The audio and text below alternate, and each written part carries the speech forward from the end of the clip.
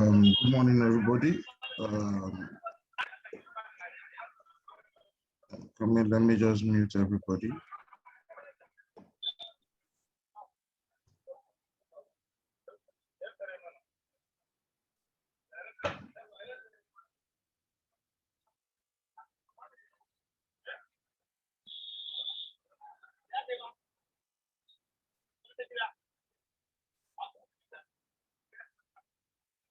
All right.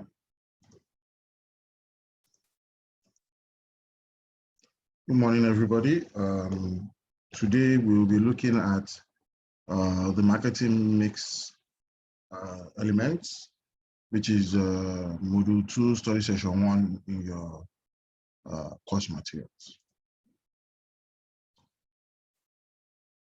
So the learning objectives for this module are that you should be able to define marketing mix and marketing mix elements. You should be able to explain the pricing decision. You should be able to distinguish between product decision, product policy, and product branding.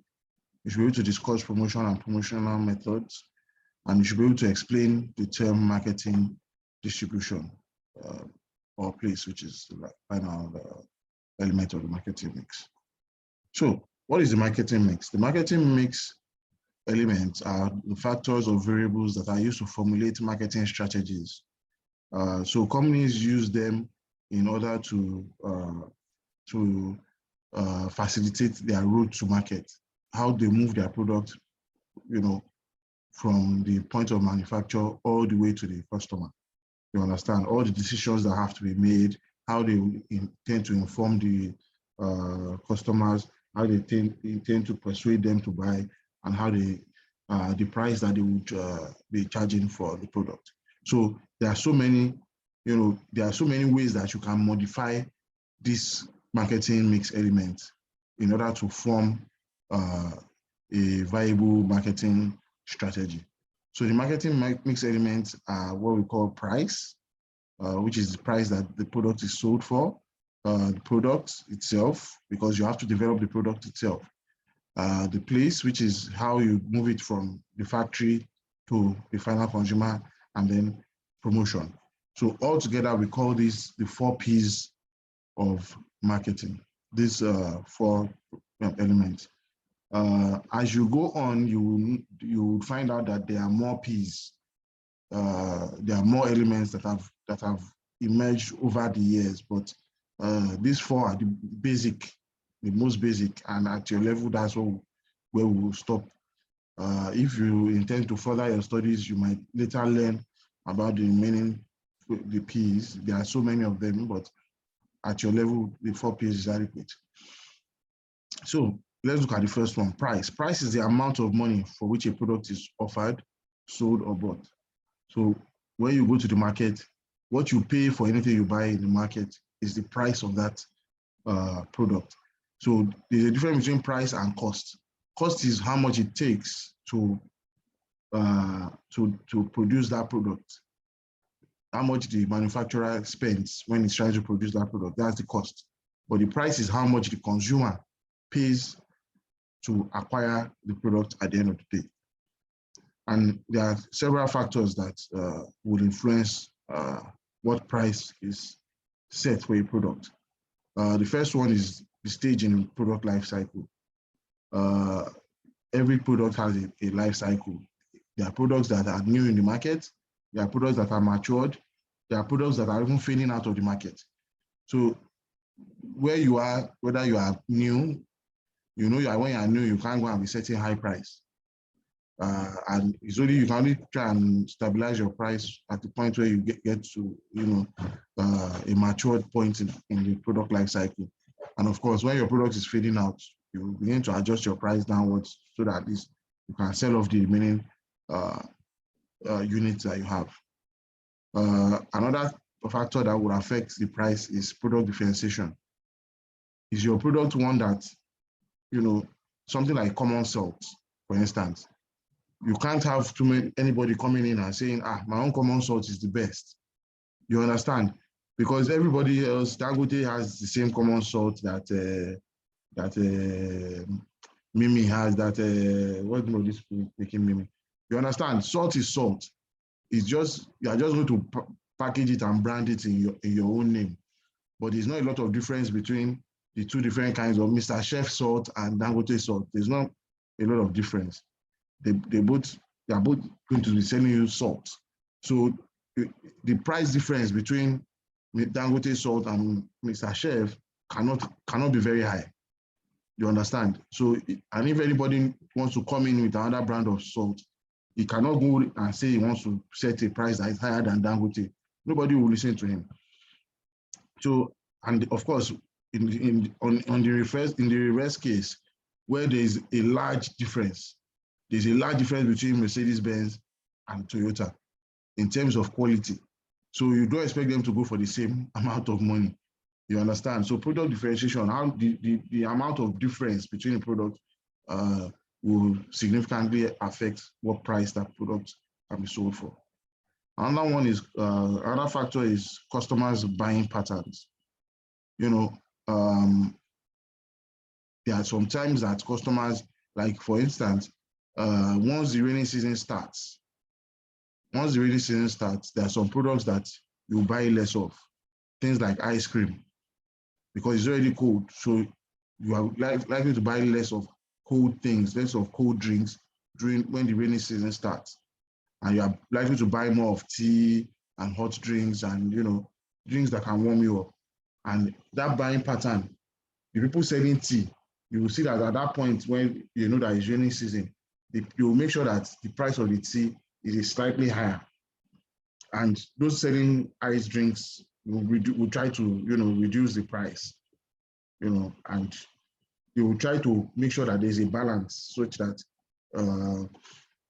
that the customer will be getting value for their money. All right. So the customer's buying pattern can affect, you know, when there are seasons, when, for instance, now I understand that ilubo that they use for amala is scarce now. So, you know, the price is a bit high, but it's because, you know, people are buying it more during this period. So it's scarce. All right, so another factor is price elasticity, which is, well, price elasticity is an economic term that speaks about whether the supply, whether if you increase the price, it will reduce the demand. So there are some products like that if you go and increase the price too much, people will just stop buying it. People will just stop buying it because it has become too expensive for them. So products like bottled water now, you know, bottled water used to be 50 naira, it has gone to 70 naira. So people are even buying it at 100 naira. So of course, people will reduce, some people will reduce the amount of bottled water that they are buying because they are like that. But there are some people that no matter what price they call it, they will buy it. For instance, fuel.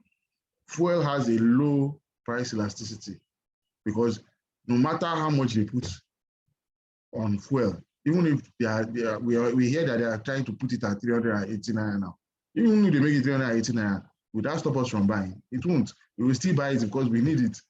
You understand? So it has a low price elasticity. So they can put it at any price, we will buy.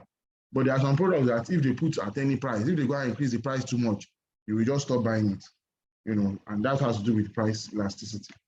So if your product is one that has high price elasticity, then you must be careful at how you set your price. So that's basically it. So another factor is marketing channel and distribution policy. So depending on how you take your product to the market, do you have people in between? Do you have retailers? Do you have wholesalers? Because if you have retailers and wholesalers, they too, they must make their own profit. So that means you have to bring down the price of your product so that the margin between your own price and the final price that the customer buys it is adequate enough for the wholesaler to make enough profit. Another factor is promotion strategy, the cost of your promotional strategy. Are you running adverts? Adverts are very expensive, or is it sales promotion you are doing. Both of them come with different costs.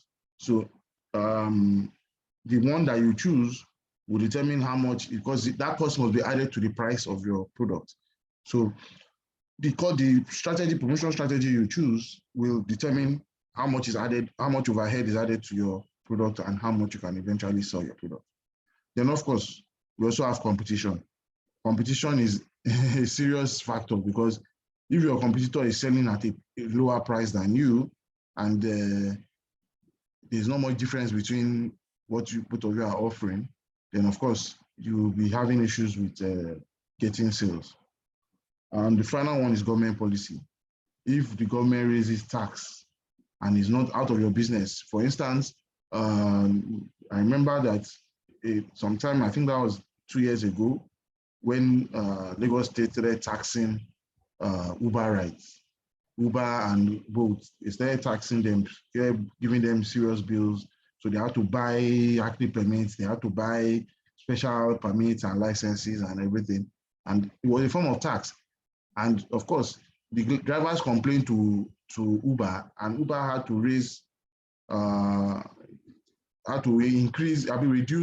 how much they were charging, how much their own percentage in the amount of the ride, because if they go and say, okay, let's add the tax to the customers, then they may stand a chance of losing the customers entirely. So that's how government policy can affect the price of your product. All right, so there are different ways to set pricing, your price. You can use cost-oriented, you can use demand-oriented, and you can use competition-oriented. Cost is where you are using the cost, you are using your final cost to determine it.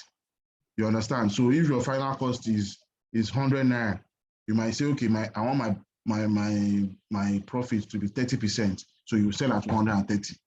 That one is very direct. Then you can use demand-oriented. Demand-oriented is where you collect information. How is your sales doing? If your sales is doing well, you might consider increasing the price. If your sales is doing badly, you might consider reducing the price. So depending on the demand for your product, you will now use that to set your price.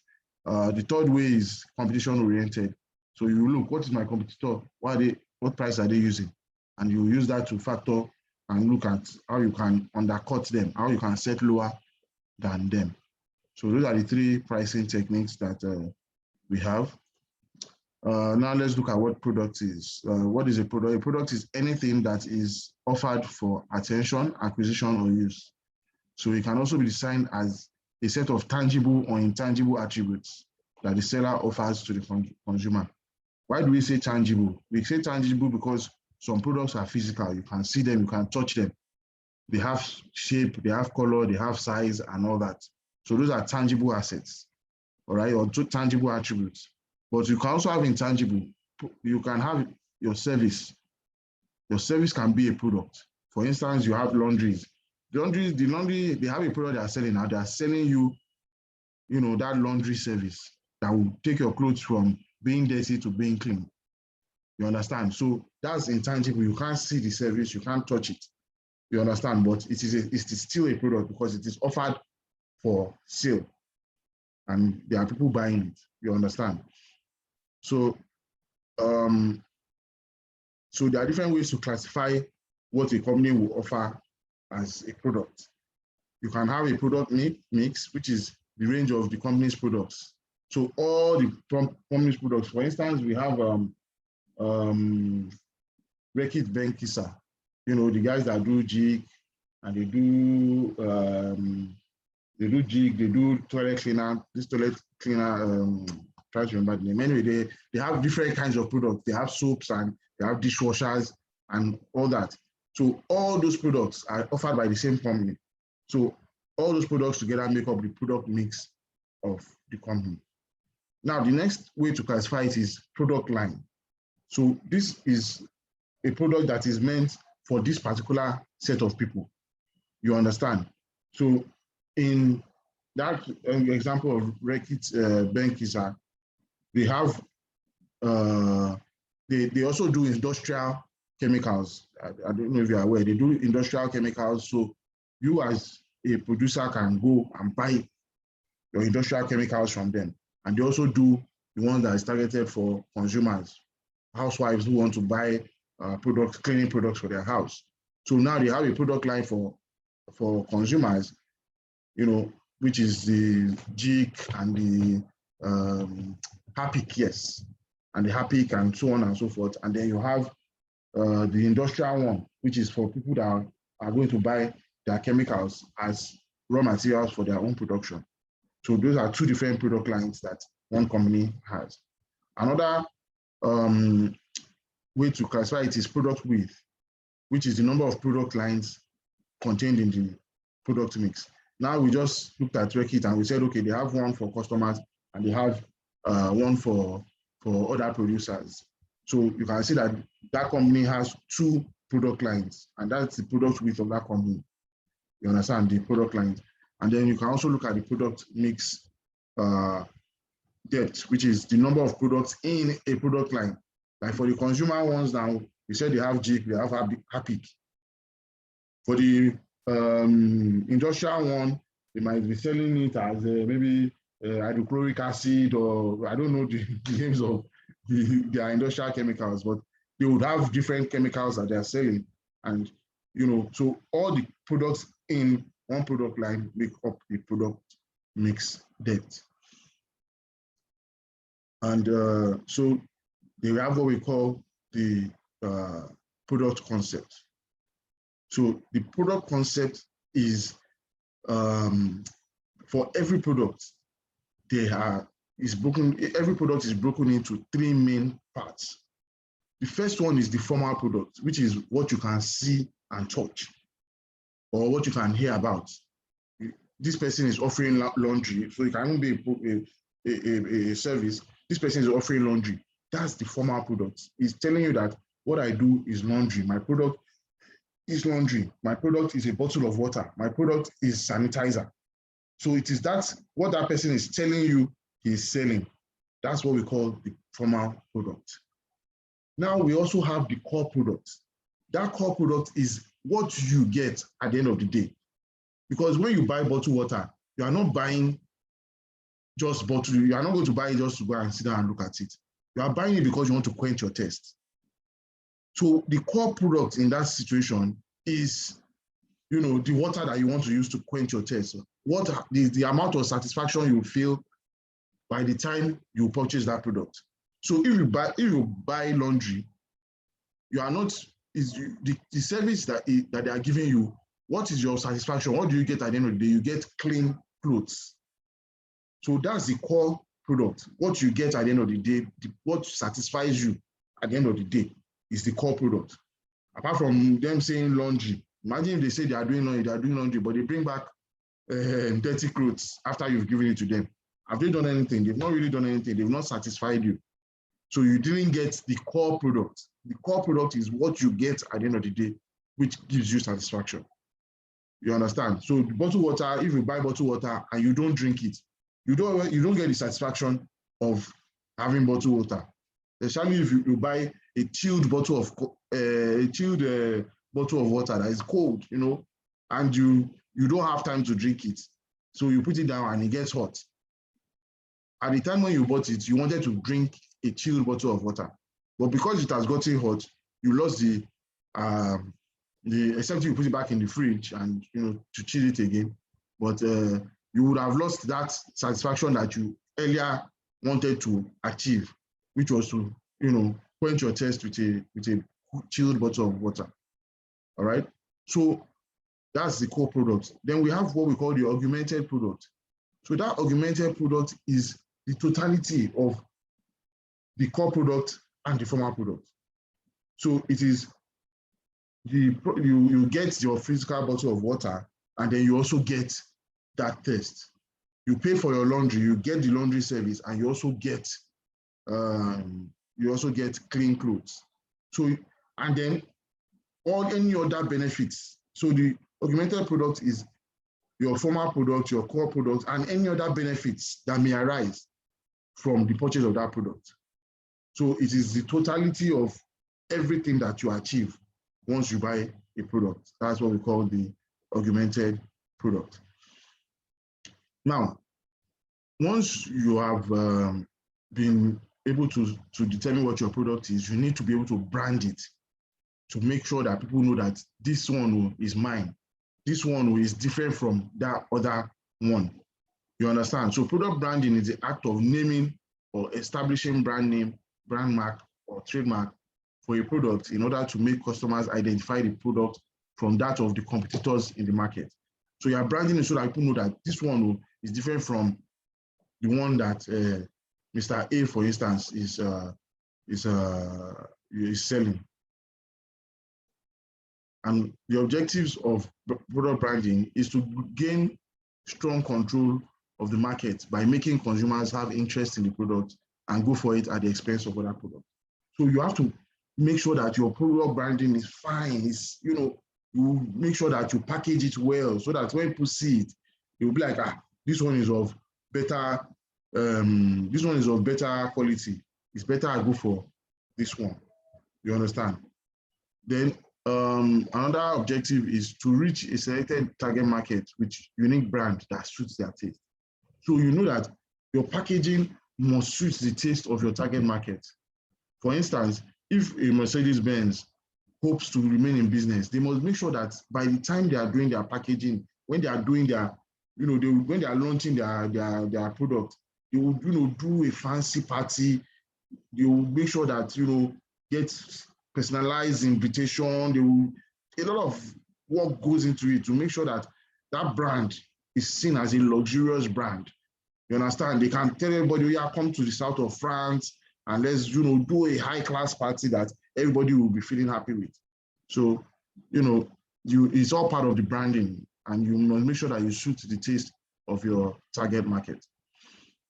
Another objective is to serve as a means of promoting the product. You are trying to, put your product out there, and your branding matters a lot in how you are able to promote your market. And the last one there is to build brand preference in the market, which is what we've all been saying. You want a situation where by the time your customers get to the market and they see two different brands of the same product, that they will prefer your own brand. So you have to make sure that your brand is attractive enough. Your branding is attractive enough. All right, so now let's look at promotion. What is promotion? Promotion is the act of informing, persuading, and reminding prospective customers and other selected audiences about the company and its products.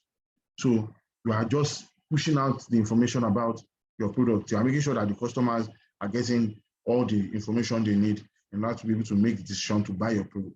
You're also at the same time trying to persuade them to buy the product. You're trying to plead with them. You're trying to make them, come to that decision that, okay, this is a product that I need. You understand? And also, promotion is about reminding the customers that we still have the market, this product in the market, to please try to buy.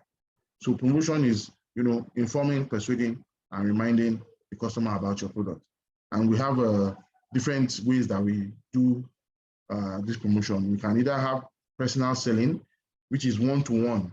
When, I don't know if you have been, okay, you must have experienced all these insurance people, that come around the room about in offices, trying to get you to commit to an insurance plan with their company. So they will talk to you about life insurance and say, oh, you do it for as little as 10,000 naira, you'll be able to do your life insurance, and your family will be assured of a lump sum if anything happens to one. You understand? So that is personal selling, where they talk to the customer directly. You understand? Now, another promotional element is advertising, which is mass communication.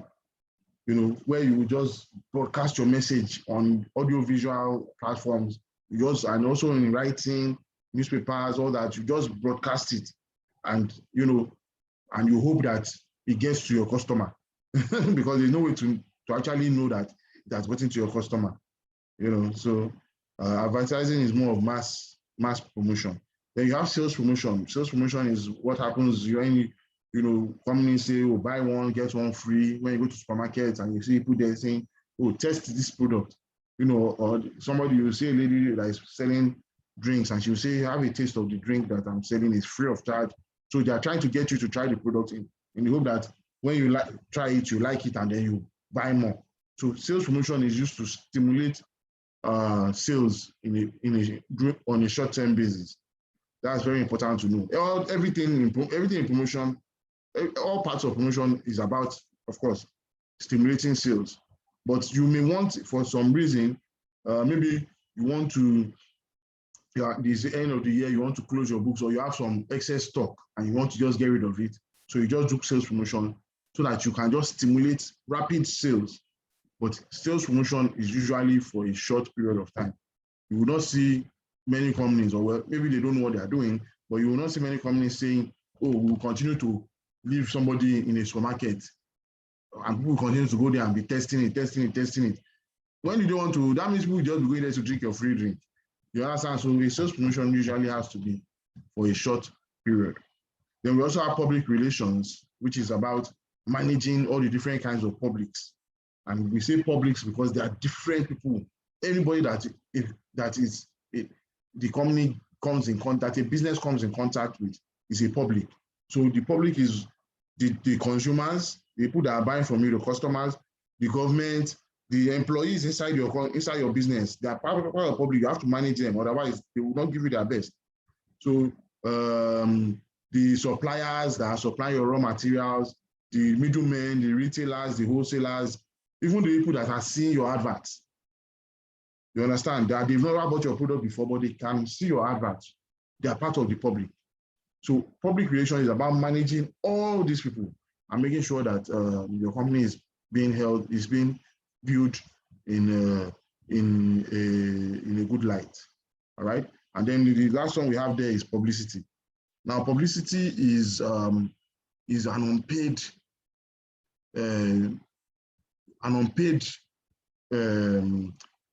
promotional tool, in that you can just get somebody to talk about you. You understand? So publicity is where, for instance, you see in the newspaper, you will see a picture of an event that you now see that MTN sponsored the event. MTN didn't necessarily pay the newspaper to put up that picture. It might have been even the person that did the event that paid the newspaper. But MTN got publicity out of it. MTN got mileage out of that event. You understand? You got to see that, oh, there's an MTN, and you probably got to hear about their product because they sponsored that event. You understand? But you hearing about it was not what it is not directly attributable to them, because they are not the one that is hosting the event. They are not the one that is organizing the event. You understand? So publicity can also be, when you see people, when you see MTN giving out t-shirts, they're giving out t-shirts, and people are wearing that t-shirt, and they are going about that t-shirt, and they are unknowingly advertising MTN. So they are getting publicity from that, because the person that is doing it is not getting paid. He has collected t-shirt and is wearing the t-shirt up and down, and like that is publicizing MTN. Also, publicity can also be good. It can also be bad. Sorry, it can also be bad because you cannot control it. You can't control what any other person is going to say about you. So it can also be bad. For instance, as I'm sure many of you heard about the issue that MTN had about 3 years ago, where they said that they were fined about 1 trillion for not deactivating SIM cards that were not registered. So they couldn't control it. That's the thing about publicity. You can't control it. Anybody can come out and say anything they like. So they couldn't control it. It put them in a bad light, and they were able to quickly run around and come to terms with the government. And today, many people may have forgotten about it. But those are all these that we have listed are the elements that you can use for your promotion. Although there are still a few more. We have things like direct marketing, database marketing, but many of those things, these are the basic ones. All those direct marketing and database marketing they are all forms of personal selling, and so on. So we'll discuss more about that later on as you progress in your in DLI. All right, so let's look at the final element, which is place. Place is the flow of goods and services from the producer to the final consumer. The movement is not only physical, but includes title of ownership, payment, information, and promotional channel. So it's not just that the product has left the factory and according to the final consumer. It also involves, okay, how did it get there? You understand? How will it be paid for? How will the person that buys it, how will he now know that, yes, this thing I bought is mine? You understand? All those are part of the distribution process. You know, the transfer of ownership, the payment and everything, they're all part of the distribution process. But for this study session, we're actually just going to give you a brief, is an introduction to these elements. We'll still go further into these elements and study them the more. What's the role of the distribution channel? Number one, the distribution channel is to distribute the product at low cost per unit. You understand? So you are supposed to find the cheapest way of making sure that the product gets to the consumer in such a way that it will not adversely affect your business. So it's not just that you want to pick the cheapest one, but the cheapest you would evaluate all the options and then pick the one that has a low price, but still allows the product to get to the customer in the way that he would feel as if, oh, I'm a special customer. You understand? So another role is to balance production efficiencies of the supplier and the purchasing needs of the customer. So, you know, if there are many factors, there are many agents along the distribution chain, we will still look into that in a later study session, but we have different elements. So you can have retailer, you can have wholesaler, you can have agent, you understand? But all those guys are collecting information for the producer at the end of the day. Because if the producer is producing, say, 100 quantity, is producing 100 units, and when they get to the market, they're only able to sell 50. The customer is saying it's only 50 we need. You understand? They have to transmit that information back to the producer so that next time he will not produce 100. He has the capacity to produce 100, but he will produce maybe 60. So that, you know, the customer will not have too many of his products lying fallow, which because, I mean, that means he has tied down money. So the distribution channel helps to balance the production to make sure that the producer is not overproducing. Another role is that the wholesaler or retailer, through volume buying, gives the producer the opportunity to maximize production efficiency while they keep the price down for customers. So we're still saying the same thing in that, you know, yes, while they could give you information to lower your production, they can also give you information to say, oh, you are producing 100, but it's 150 that they really need. Oh. So you can, you know, find a way to scale up your production and make sure that you are meeting the needs of the customers. All right. Yeah, and then another one is that the intermediaries also break down the large volumes produced into small quantities. So if you produce, like for instance, you can imagine the kind of production that a company like Cadbury or Nestle is producing. They are producing hundreds of thousands of boxes of Milo, what's the name of these? Choco Milo, all these things. They are producing, you know, hundreds of thousands of boxes. So it is these retailers and these wholesalers that will help them to break it down. That some of it to go to Mushi, some of it to go to VI, some of it to go to Lekki, some of it to go to Ikeja, and so on and so forth. So the distribution channel will help you to fragment that production, that huge production, into smaller chunks that are easier to manage. And then they also provide the customer with varieties and assortments through their combination of various products for display and marketing. You know, because a wholesaler, for instance, may have more than one company is buying from.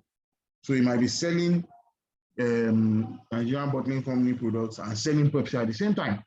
So they are providing the customer with variety. You understand? Because the customer can go there and see the different kinds of products available. And this can only be achieved through the distribution channel. You know, the people that are in the distribution channel, excuse me. So there are different ways you can design your distribution channel. You understand? There are different ways, but there are many people that can join it, and there are many people that you can decide to leave out of it.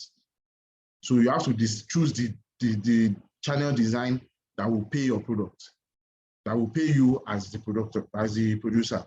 So the first design we have there is intensive distribution.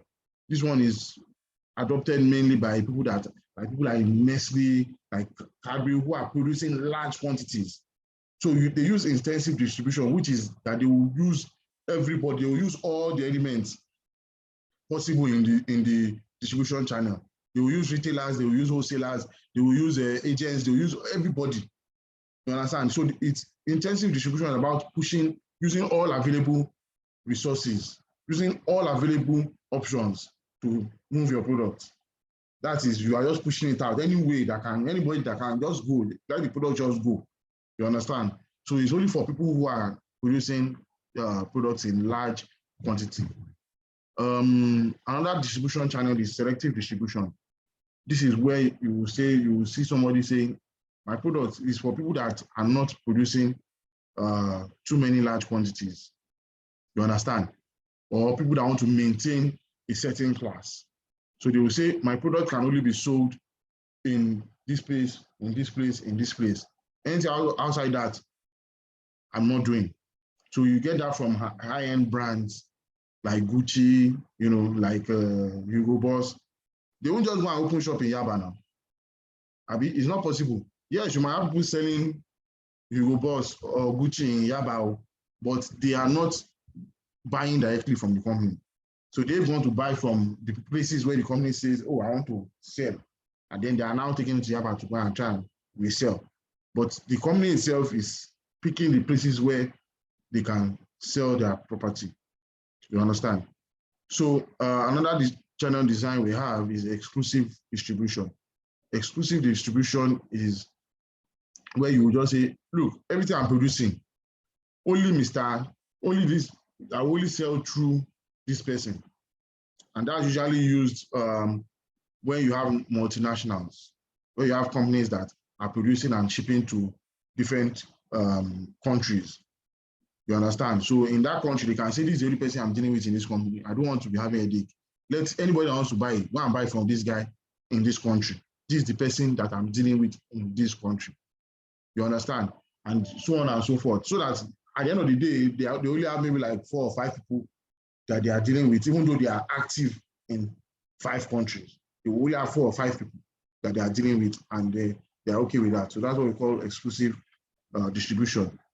Then the last design is vertical distribution. Vertical distribution happens where,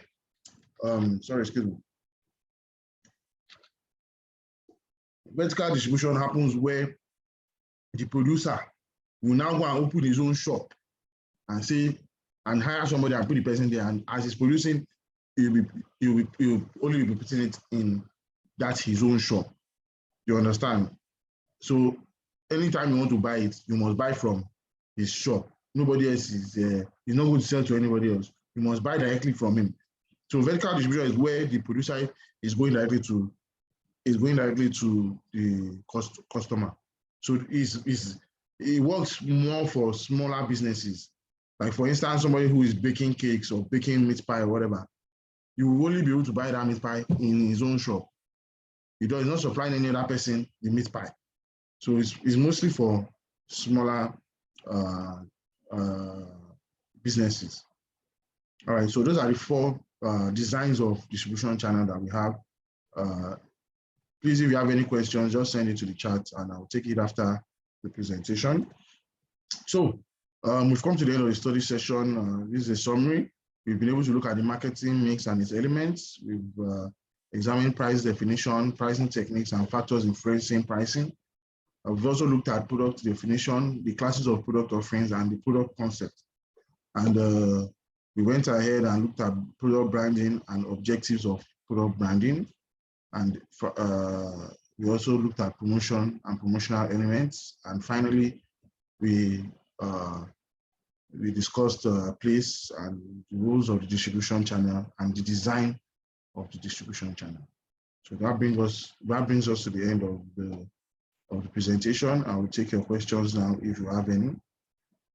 So if you have any questions, please send them to the chat right now, and I will answer them. All right, so the first question we have here, can we factor this under weather condition? You have to tell us what you are talking about. This question is not complete. Please, Lawal Mudashiru, please be more explicit. I don't really understand the question. From Charity, we say, does that mean an increase in price will not affect demand for NST? Well, Charity, an increase in price may not affect. It depends on how necessary that product is. Petrol is necessary. You can't do anything without it. You can't drive your car, you can't power your generator, and we don't have light. So imagine if they make petrol 500 naira, will you stop buying it? It is other things that you will stop so that you can afford petrol. You understand? So yes, an increase in price, if the product is a necessity that you can't do without, an increase in price may not affect the demand for it. All right, so I have two questions about formal product. The formal product, as I said, is that thing that they advertise to you, the thing they say you should buy. Like when you see an advert, what do they say you should buy? An advert for Coke, what do they say you should buy? They say you should buy that bottle of Coke, the one that you can see and you can touch and you can hold. That's the formal product, the one that you can hold. But the one that, but what you actually get at the end of the day is the core product. The core product is the satisfaction you get. If you buy a bottle of Coke, the satisfaction you get is you not being thirsty anymore. You understand? That's the satisfaction you get. But what you bought was a bottle of Coke. So that's the formal product, is what you buy, what you saw and you bought. Even if it's laundry, that laundry that you paid for, when you went to their office and they put that fancy counter and they collected your clothes from you and you paid, what you paid for was laundry service. But what are you expecting at the end of the day? You're expecting clean clothes. So the clean clothes is the core product, because that's what you are expecting to happen. That's what you are expecting to achieve at the end of the day. So can I show you the first slide of the lecture? I will send the slides to you so you can look at it anytime. How can product life cycle influence pricing decision? As I explained before, the product, if you are a new product, you cannot make your pricing decision that you cannot set your price high if you're a new product. Usually, depending on what the product is, but usually you cannot just make your product high. You have your pricing high. You have to look, okay, how much are my competitors selling their own? And then you will now use that to judge. Because yes, your product might be new, there may be nothing like it in the market, but that problem your product is trying to solve is a problem that people have been managing before, but you just saw that I can do it better. So you have to now look at, okay, that person the one that they are managing, how much are they selling it?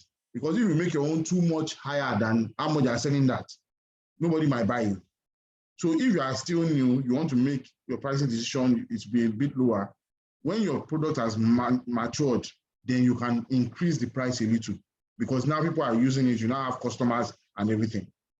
But when your product is now going down, when nobody is really, really caring about it again, then you have to reduce your price. You even have to do sales concept so that people will just buy whatever is left and you can exit the market at least with some of your money back. So that's how the product life cycle influences the product pricing decision. Lucky says, for instance, increase in price of petroleum products. Does it mean that increase in price won't drive demand for it down? Can you stop buying petrol? Nobody will stop buying petrol now. Nobody will stop buying petrol. Ulabi says, please, what is product price indexing? There was no part of this presentation that had product price indexing. Please let us remain within the approved syllabus. Grace says, can you explain the distribution channel designs? You have to ask me specifically what you don't understand. because it will be difficult for me to, because of time, I don't think I'll be able to go into it again.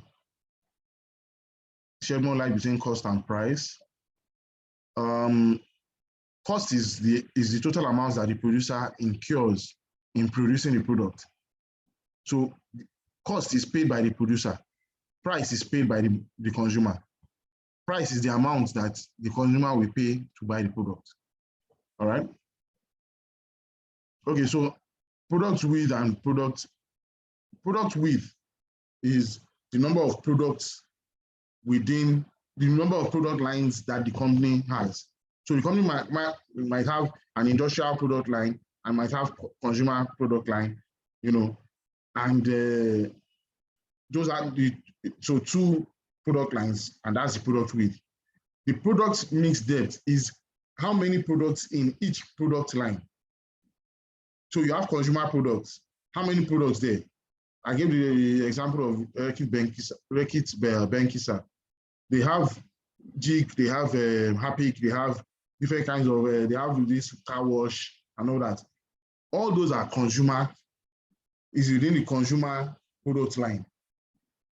So all those ones are the product mix depth, the different products they have within a product line. Remember that a product line is a group of products that is targeted towards a specific kind of market. I will send the slides to you. There's no need to display it. I will send it to you. Charity says, is it possible for the mix to be complete without any of the P? No, you can't take any out. You understand? Is it, which one don't take out? Won't you set price? You must set price. Won't you have a product? You must have a product. Won't you promote it? It won't, nobody will come inside your bedroom to come and look for it now. You have to go out and shout about it. And then, of course, you must find a way to deliver it to the customer, whether it's personally or it's through retail and wholesale. You must find a way to deliver it to customer. So there's no way to take any of it out of it. Yeah, Lawal says, under customers' buying pattern, yes, it can be, weather can affect buying pattern. You are right, weather can affect buying pattern, but it's not only weather, also seasons. You know, there are some plants that grow during a particular time, you know, and so yes, weather is one of the factors, but there are also other ones that can affect buying pattern. Grace says exclusive distribution. Exclusive distribution is where, like I said, a multinational company, a company that is producing somewhere and selling in different countries. For instance,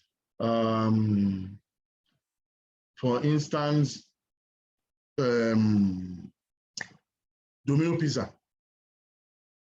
Domino Pizza is a global brand. You understand? But not everybody, you can't just go and open anything and say, I've opened Domino's. They have given exclusive distribution of their Domino Pizza to one company in Nigeria. And anybody that wants to open a Domino's Pizza today must deal with that company. That is exclusive distribution. So in a locality, you have said, for this area, this is the only person that I will deal with that can sell my products. This is the only person. So nobody else can sell your products in that area. You understand? Meanwhile, but for vertical distribution, you are the one producing it and you are the one selling it at the same time. You understand? So that's for smaller businesses where one woman is making meat pie in her house and she has a glass shelf outside. And once she makes it, as it's hot, she'll just put it inside the glass shelf and then she'll start, you know, people will come and visit her there to buy. So from producer to customer, there's nobody in between. All the other designs have people in between. But this one is consumer to, well, it's from producer to consumer and nobody in between. Is there any difference between exclusive distributor and sole distributor? No, they're actually the same thing. That's the same thing. Ima would say, who designs the distribution channels? Is it the marketing manager? Yes, it is the marketing manager, usually. It is his job to design the distribution channel. All right. Are there any other questions? Any other questions? All right. I'll just give another minute for anybody who has another question. But if you have any other questions that I'm not able to answer before the end of this class, you can ask them on the YouTube channel. So just go to my YouTube channel. You have to be following me. If you are not following me, I'm not going to answer the question. So go to my YouTube channel and ask any question you want there concerning this. I will be uploading the video to the channel today, and I will send you the link. So once the link is up, you can go there and ask any question you want to ask, and I will be answering the questions from there. Yes, I will send the link. I will send, once I upload it, I'll send the link, but you have to be following me to ask the question. You understand? Because we need to be able to verify who we are speaking to. So that brings me to the end of the class. Thank you very much for being here. I hope I've been able to pass something across at least. All right, so we'll be ending the class now. Have a nice day. Goodbye.